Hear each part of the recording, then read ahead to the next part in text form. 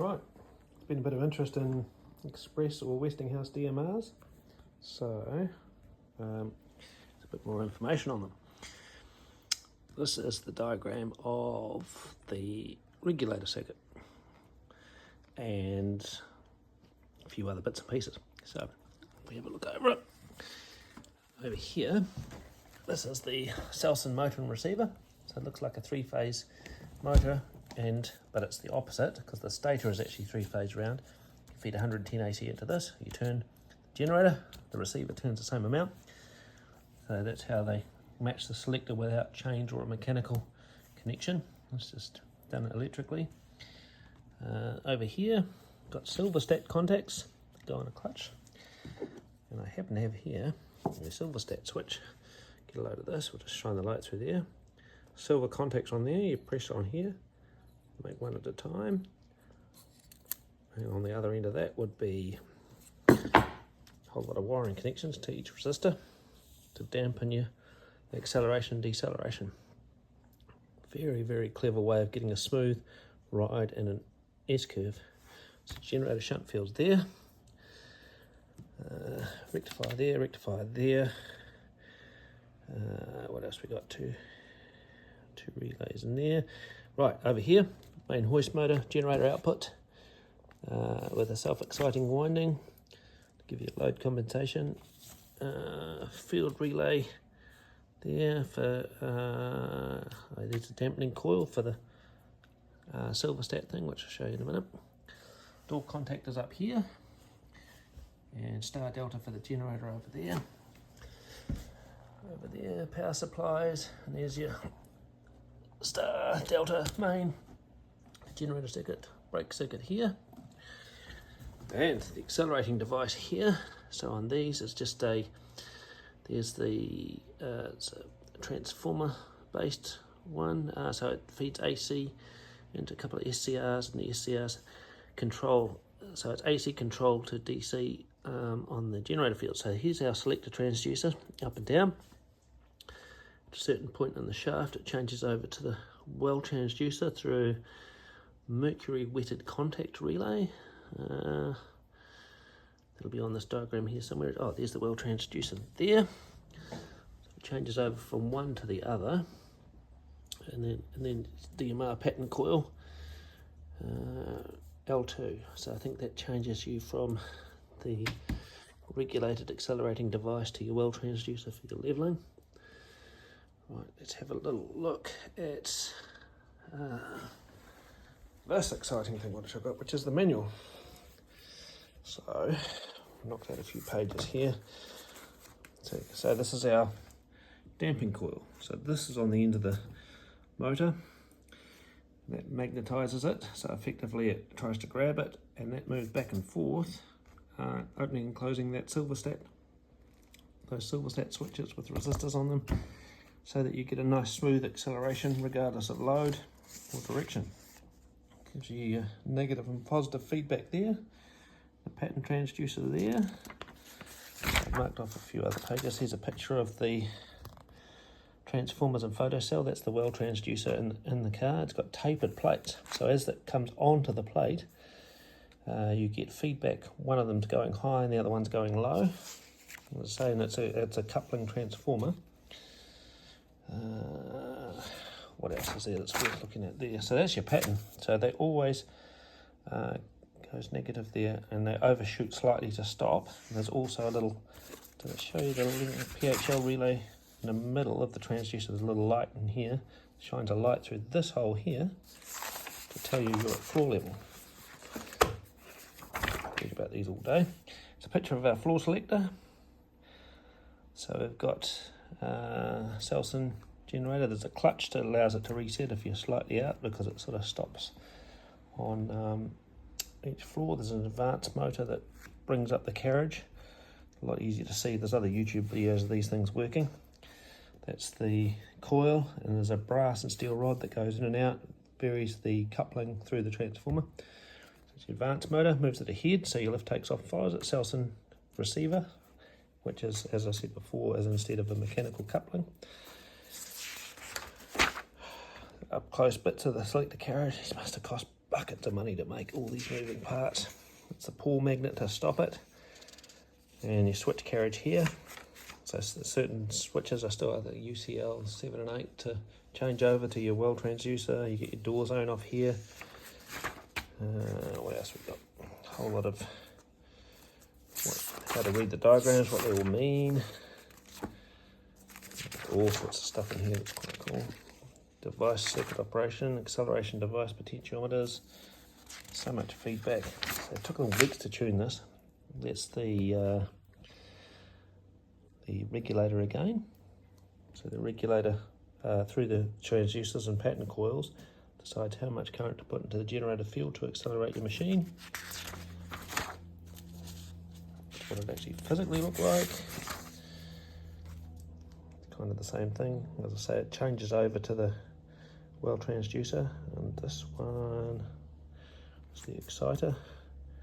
Big transistor on that, 10 volt DC supply. Lots about mechanical adjustments. It's a brake cooling contacts as well. So the brake physically look like. Brake switch operation. Center DMR only. What's this one? More on the brake, because I had to know when the brake was lifted. Oil buffers. We had smaller ones on the Titanic. Things big and overkill. Speed governor, safety gear, all the bearing data for the machines.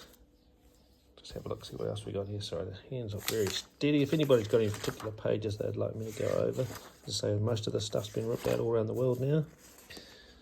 All your different speeds and foot per minute. What we got there? Different taps for your advanced motor adjustment. That's the contacts as the selector went up and down. It would push on all these. Millions of contacts. Well, not millions, thousands of contacts. Did all your dispatching, calls above, calls below.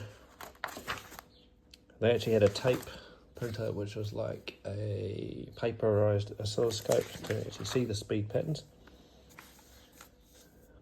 It's adjusting the regulator, the VV regulator.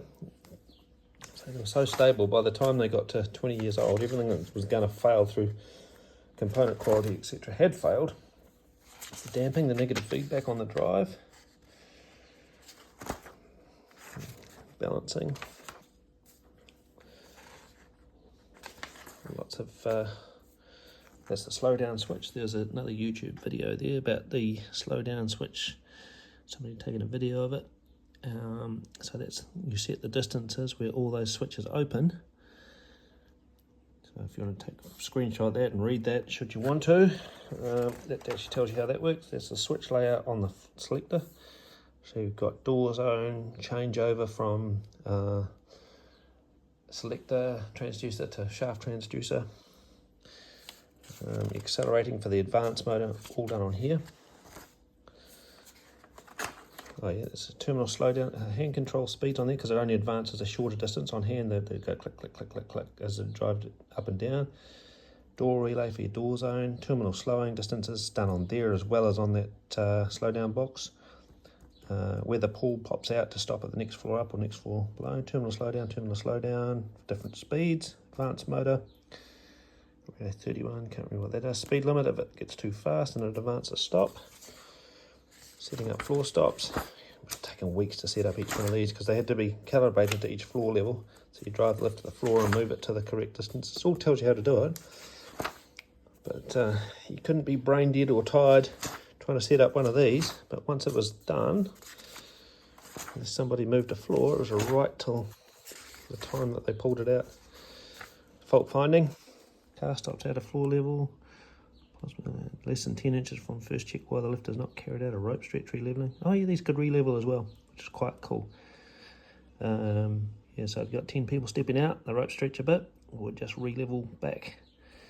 PL3V unit is the, I think the light ray or photocell. Yeah, because it shines a photocell through the middle of the plate so it knows when it's actually at floor level. Faults associated. So the manual was written before any were installed, and then just got updated. Slowdown rates, fitting the slowdown switch contacts, landing doors, all old H operators, car platforms, how to build the car. This was back when they installed lifts. They assumed that the guys installing them could read. Probably been a bit unfair, that's usually the case these days. The was it heavy duty operator, clunky noisy things, but as I say, I didn't see them till they were 30 years old to start with. So door locking devices, oh, they had a retiring cam to unlock your doors. What else we got on here? Procedure for medium heavy duty landing door equipment. The level of detail is just amazing in these manuals. That, you know, if you want to go back, set up a brake, you can find out the spring distances, mechanical safety edge rods, because this is all pre-light ray units. Touch buttons, that's right, they come out with touch buttons as well, which is capacitive, which soon got pulled out later. Forgotten how often I had to fix those horrible things. Reduce stroke buffering, that's why you have your turn or slowed down.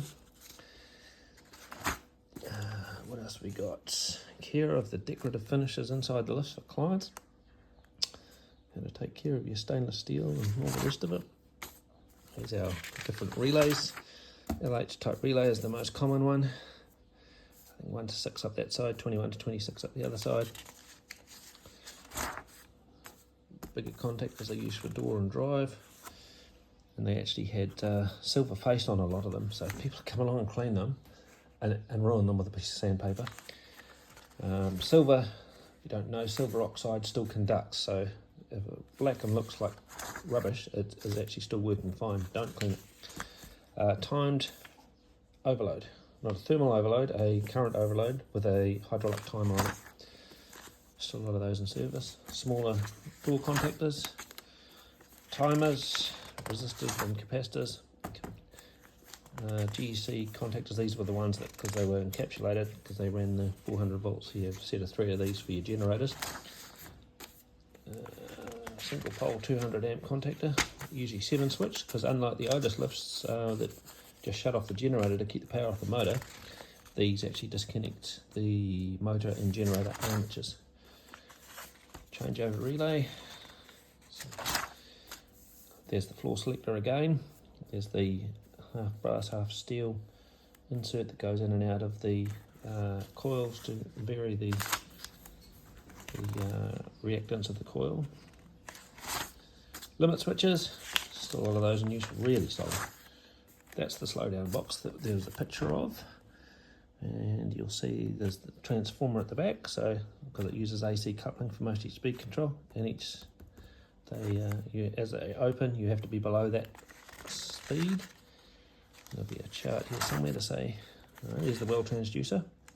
So top one, bottom one, and the light sensor through the middle. And the photo transistor. So that's what it looks like from the side, from the top. What's that? AK push unit. No idea what that is. Plunger button. Maybe it's a long stroke push button, maybe?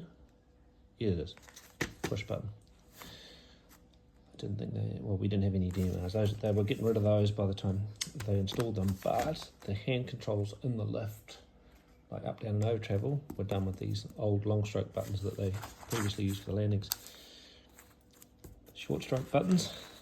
When it rained, people used to come in with an umbrella and smash the little tabs off that secured them. Short stroke, non-illuminated. Some of them had light bulbs in them, some of them didn't. Lots more drawings. There's power drawings there as well. They're not very exciting.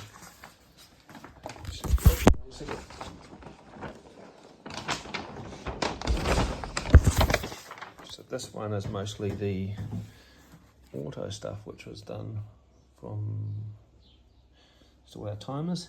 Notice a charge circuit, discharge circuit, and then the T1 or T whatever, T delta for star delta, TLS for leveling, AST, anti-stall timer, 66, the generator run timer. T66 generally had a valve in it because it was set at about 5 minutes. What have we got there? DCR, door close relay. Come on down here, car fan relay, car light relay. All white fail safe, so if you lost power the relay would drop out, turn your fans and lights on, which wouldn't run anyway because you'd lost power. What else have we got on here that's worth noting? Have a look at the date. Do it that way. 1975 for this particular one. So lighting, load weighing circuits, LW90, and you went past landing calls when that came in. LW60, what happened to LW60? LW60 fed in and boosted the drive, gave you a little bit more current should you need it, or a bit less if you're going up. Yeah, the control circuits are very basic because most of it's taken care of on the floor selector with the DMR. So another 2 of those switches on the selector thing to bring in the up pull and down pull. Yeah, bottom floor 700 contacts. Car calls, down calls, 78, calls above, calls below, all come in through the selector contacts. They don't draw all the floors on these ones. Calls above, calls below. What else we got on there? Nothing too exciting. 56 is your hand auto circuits. If your 56 is out, you're on inspection somewhere. 39 is common direction. 38 and 58 up and down. One for 10 floors only. 66 circuits, ODU, and yep, that's your next car from the ground floor. Yeah, so it's a little bit more information on DMRs for those that find this stuff interesting, or you just want to put yourself to sleep.